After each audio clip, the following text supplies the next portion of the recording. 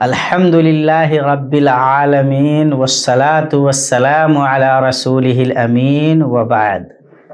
معزز ناظرین، سورہ انشقاق کی آخری 16 سے لے کر 25 آیتوں پہ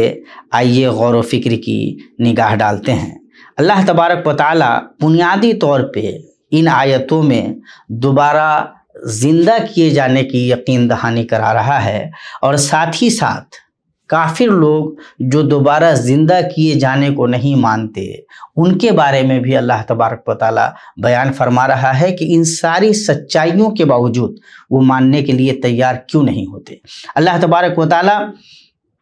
اس حقیقت کو بتلانے کے لیے مظاہر کائنات کی بہت ساری چیزوں کی قسمیں کھاتے ہوئے اس سچائی کو بیان فرما رہا ہے۔ اللہ تبارک و تعالی فرماتا ہے فَلَا أُقْسِمُ بِالشَّفَقِ، میں شفق کی قسم کھاتا ہوں، وَاللَّيْلِ وَمَا وَسَقَ، اور رات کی، اور رات کے اندر، رات نے اپنے اندر جن چیزوں کو سمویا ہوا ہے ان تمام کی قسم کھاتا ہوں، وَالْقَمَرِ إِذَا اتَّسَقَ، اور چاند کی جب وہ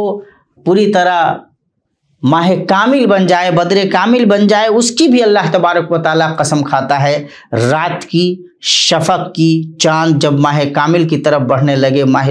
کامل بن جائے، بدر کامل بن جائے، یعنی 14ویں کا چاند ہو جائے، اللہ تبارک و تعالیٰ ان تمام قسموں کے بعد ایک بڑی حقیقت بیان فرما رہا ہے، لَتَرْكَبُنَّ طَبَقًا عَنْ طَبَقٍ، تمہارے احوال مختلف ہونے ہیں، اس دنیا سے تمہیں دوسری دنیا میں جانا ہے، تمہیں دوبارہ زندہ اٹھایا جائے گا اور حساب و کتاب تم سے لیا جائے گا۔ تم جو یہ سوچ رہے ہو،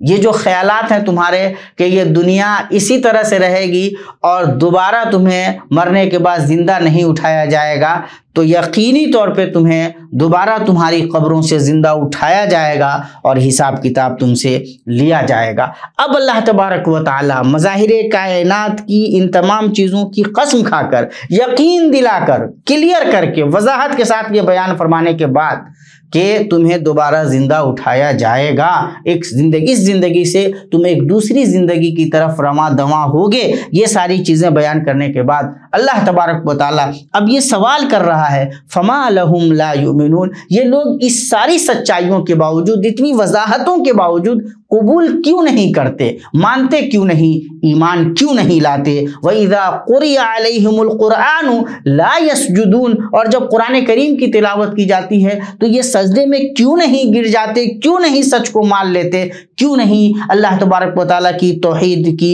اللہ تبارک و تعالیٰ کی وحدانیت کا کیوں نہیں اقرار کر لیتے؟ اللہ تبارک و تعالیٰ فرما رہا ہے بَلِ الَّذِينَ كَفَرُوا يُكَذِّبُونَ، یہ ساری سچائیاں ہم بیان کر رہے ہیں، اس کے باوجود کفر کرنے والے، اللہ تبارک و تعالیٰ کو نہ ماننے والے جھٹلا رہے ہیں، سچائیوں کو قبول کرنے کے لیے تیار نہیں ہیں۔ وَاللَّهُ أَعْلَمُ بِمَا يُوعُونَ، لیکن ان کے دلوں میں جو باتیں ہیں اللہ تبارک و تعالیٰ ان سے آگاہ ہے۔ ان سچائیوں کو نہ ماننے کے پیچھے کوئی دلیل نہیں ہے، کوئی سچائی، ان سچائیوں کو نہ ماننے کے پیچھے ایسا نہیں ہے کہ کوئی وضاحت میں کمی ہے، دراصل یہ دل کی کجی ہے۔ سچی بات یہ ہے کہ دل میں نفاق ہے، سچی بات یہ ہے کہ یہ جھوٹ ان کے دل میں گھر کر گیا ہوا ہے، اور اللہ تبارک و تعالیٰ بہت اچھی طرح جان رہا ہے کہ انہوں نے اپنے سینے میں کیا چھپا کر کے رکھا ہوا ہے۔ فَبَشِّرْهُمْ بِعَذَابٍ أَلِيمٍ، اور جب ماننا نہیں ہے اللہ تبارک و تعالیٰ کی وضاحتوں کو،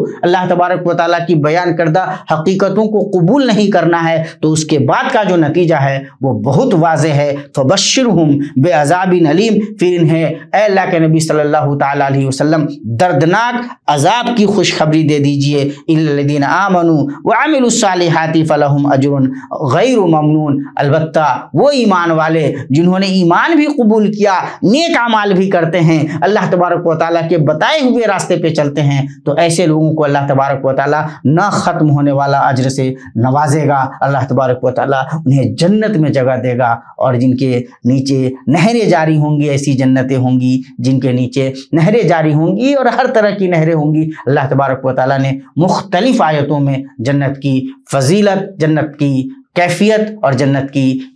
के मनाजिर बयान फरमाए हैं। हमें अल्लाह तबारक व तआला से दुआ भी करनी है कि अल्लाह तबारक व तआला हमें जन्नतियों में से बनाए, और साथ ही साथ हमें ये कोशिश भी करनी है कि अपने आप को हम अहले जन्नत के रास्ते पे चलाते रहें। अल्लाह तबारक व तआला हमें इसकी तौफीक दे। वस्सलामु अलैकुम व रहमतुल्लाहि व बरकातुहू।